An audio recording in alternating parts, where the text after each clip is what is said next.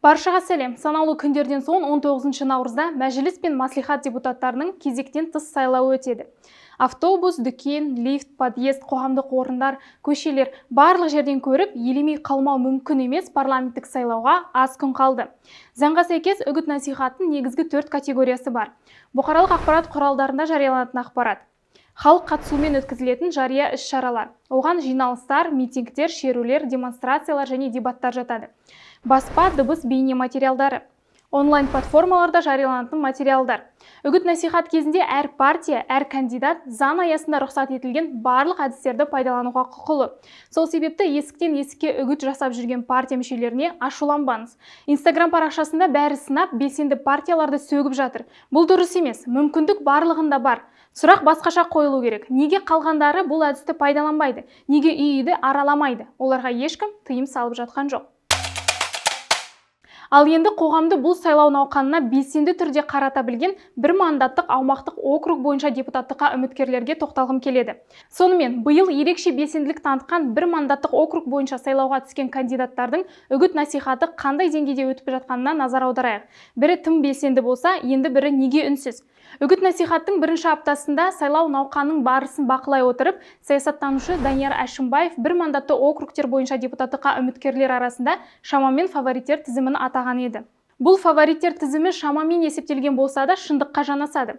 Мысал ретінде өзім тұрып жатқан Астана бойынша атап өтейін. Мен сол жағалауда тұрамын. Біздің подъезде, кіреберісте партиялардан бөлек бір мандаттықтардан блогерлер Дәулет Мұқаев пен Яков Федоров сынды кандидаттардың плакаттарымен толды. Яков бүгінде барлық кандидаттарды ашық түрде дебатқа шақырып белсенділік танытуда. Инстаграмда 2.400.000 оқырманы барына қарамастан Мұқаев та барынша сұхбаттарға, іс-шараларға қатысып өзін танытуда. Әрі плакаттарын автобусқа дейін іліп қойған. Жасылдар партиясының төрағасы Азаматхан Амиртай бір мандаттық округ бойынша депутаттыққа таласқанымен партия атынан барлық дебаттарға өзі шығып жүр. Үміткерлердің ішінде еш белсенділік танытпай отырғандар да бар. Олар тек бір-бірімен қырылысып, жала жабумен айналысуда.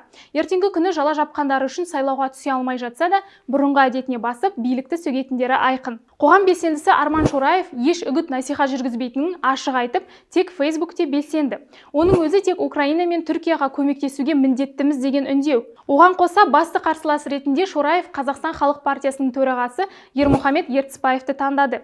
Олардың арасында жанжал тіпті сотқа дейін жетті. Естеріңізге сала кетейік, сот ісінің себебі Арман Шораевтың Қазақстан халық партиясы мүшелерінің фотосуретіне бұл сатқындарға дауыс бермеңіз деген жазуы болды. Алматыда оппозиция өкілдері бірігудің орнына бір-бірімен өзге үміткерлермен қырылысып жатыр. Саясаттанушы Марат Шибутовтың айтуынша, амбициясы ұрып тұрғандар үнсіз, әрбір округте тек 2-3 кандидат белсенді. Мысалы, амбициясы аса жоғары көрінген журналист Динара Егеубаева қазір үнсіз болса, Хақ партиясының төрағасы Тоғжан Қожалы желіде де, өмірде де үгіт-насихатты тыңбай жүргізуде. Биыл мәжіліске бір округте орта есеппен 30, ал мәслихатта бір округте 10-12 үміткер тіркелгенін естігенде аса тартымды тартыс болады деп сендік. Олай болмады. Үміткерлердің бұндай әрекеттері яки таңдаған стратегиясы оңтайлы бола ма, нәтиже бере ме? Алдағы жексенбіде, яғни 19 наурызда білетін боламыз. Құрметті көрермен, сайлауға қатысты ойыңызды әрі нақты сіз парламенттік сайлауға барасыз ба, жоқ па? Және оның себебін комментарийде қалдырыңыз. Сіздермен болған әдетінше мен Шолпан Сағадат, келесі кездескенше.